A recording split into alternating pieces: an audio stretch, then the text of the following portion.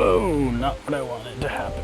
What's up guys, I got a brand new video for you today. We're looking at the A7R4. I just diverted off the hike here. We are doing some long exposure at the falls and I'm at Sony Kando Trip 3.0. But we need to talk about the A7R4 because this is my only chance to really get away and talk about it. The bugs are freaking loud, so just bear with it. All right, so let's talk about the specs in this camera because it is 61 megapixels. It's full frame, 5-axis in-body stabilization, 567 phase detect autofocus points. This camera has insane IAF, real-time tracking. Basically, the best autofocus that Sony has to offer is in this camera. And something that's really impressive is that this camera can actually do up to 10 frames per second continuous shooting. It obviously has a 3.5 millimeter headphone jack, a 3.5 millimeter mic jack, micro USB, and USB Type-C, which is also USB 3. So transferring files when you're tethering is gonna be really quick. And it has a 3-inch 1.4 million dot touchscreen, so touch to focus and tracking and things like that. Nothing in the menu, none of that stuff has been updated. And it has an insane 5.76 million dot EVF, which looks amazing. And that's someone coming from the A7 III. That's basically all the specs we need to talk about. Let's get into ergonomics, autofocus, and then obviously the detail and sharpness and the amazing image quality from 61 megapixels. So let's go. All right, so let's talk about the ergonomics because they extended the grip. The grip is quite a bit bigger now, and it's more beefy, and it fits my fat hands perfectly now. And it doesn't really feel like your typical Sony camera, except for, you know, it still kind of does because all the buttons are basically in the same place. Now, speaking of buttons, I feel like they've extended the buttons out a little bit more. They feel like they take a little bit more to push in, a little bit more travel. And maybe that's good if you don't want to accidentally hit a button, but it's a little bit different from what I'm used to coming from like the A7 III and even the A7R3. Now coming around to the side of the camera, they've changed the card door. It's very similar to like a Canon DSLR now. So you slide the door out, pop it out, and you've got your dual card slots. This time they're both UHS 2 card slots, and they move the orientation so card number 1 is now at the top. So that kind of makes a little bit more sense. And thank you, Sony. The flaps on the side now are pop-out doors. They're not just these things that dangle off the side, and they look like they would actually have a little bit more weather sealing, especially with the card door too. It looks like it clicks in and seals a little bit better. And coming around to the top of the camera, they've kind of rearranged the dial. So now your main like shutter or aperture dial, whichever you have it set to, is on top of the camera instead of kind of, you know, just built into the side of the camera. So now it's on the top. They've also added a locking dial for exposure compensation in case you by accidentally hit it, and everything else is basically the same. That's basically it for ergonomics. Big thumbs up. I'm excited actually for future Sony cameras to get this newer grip because it's awesome. Okay, some big improvements that I noticed while using this camera. You can now shoot 4K video with an external monitor and the screen doesn't black out, and you also get face detection while you're using the monitor. So that's something that's not been on any Sony camera up until now, and it's really nice to have. Now when it comes to shooting with this camera, it's insanely snappy, insanely fast.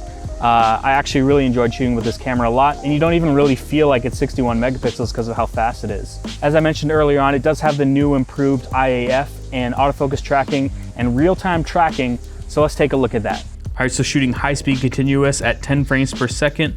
I was only shooting JPEG because I wanted to see how many shots I could get here. And the real-time tracking is amazing. I think there was only like 1 or 2 shots out of all of those that were out of focus. And those were backlit, so I tried some that weren't backlit. And then I also realized that my card was still writing from before, so it kind of slowed down here, but the tracking's amazing. So if you don't want to shoot 61 megapixels with this camera, you can shoot 60 megapixels as the large, you can shoot 26 megapixels as the medium, and then 15 megapixels as small, because sometimes you don't really need that much resolution. And when I talk about the 26 megapixels, you can actually shoot Super 35 with this camera at 26 megapixels, and that's really cool. So here's something that's really interesting, is that you can actually shoot up to 240 megapixel images with this camera using something called Pixel Shift. And I did one of those, and basically what it does is it takes 16 images and then it stitches them together. So you can't preview it right in camera, you have to do it outside of camera. Now this is really good for architecture and landscapes where you need tons of detail. And yeah, that's like insane. That's way more than most medium format cameras.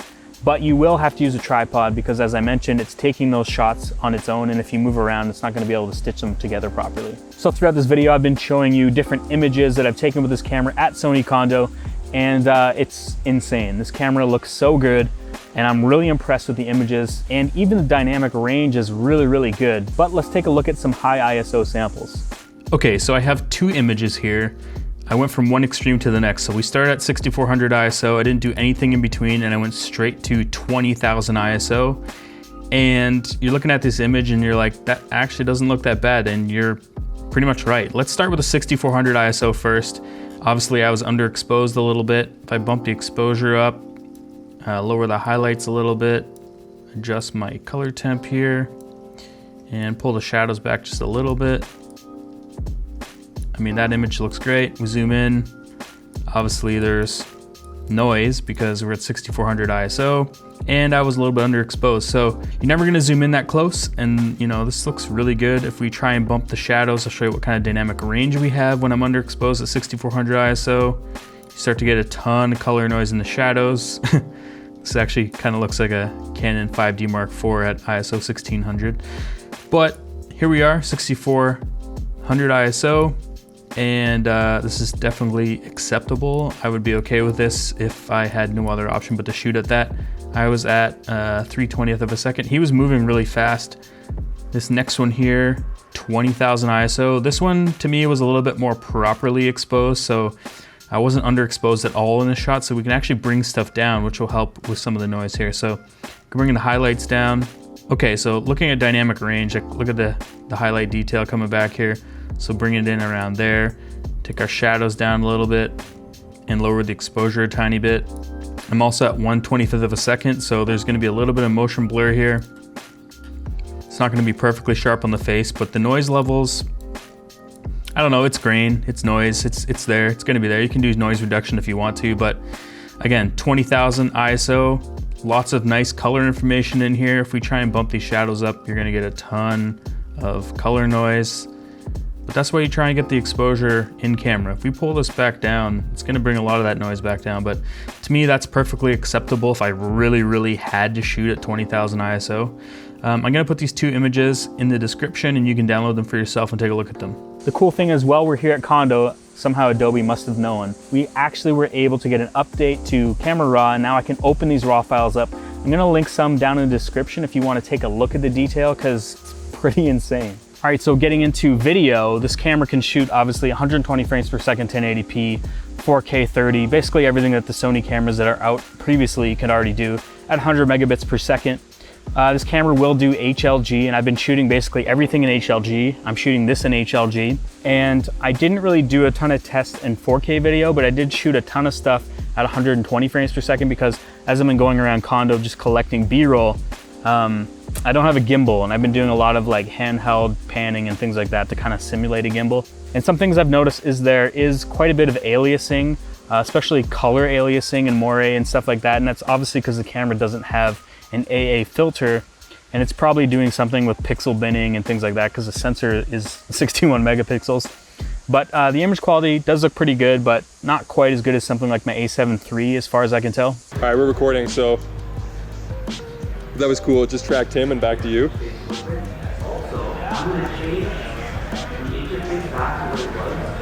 Yeah, it's eye the whole time. Like it's like fixed on your eye.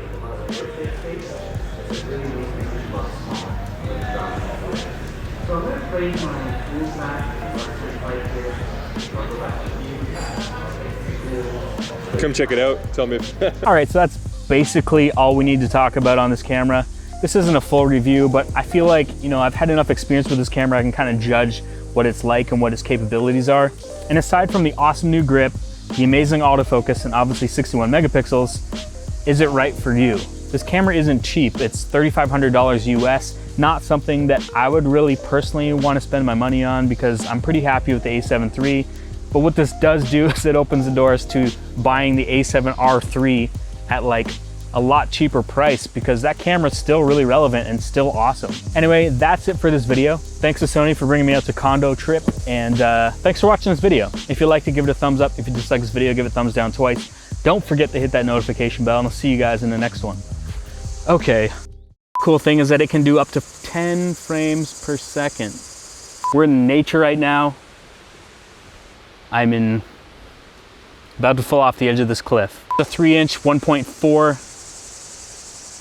Those cicadas are freaking loud. It's not the worst. It's obviously still going to look really good. We have a headphone jack, 3.5 millimeter jack, 3.5 millimeter headphone jack, And the falls really aren't that impressive, but I'll show you the shot I took anyway.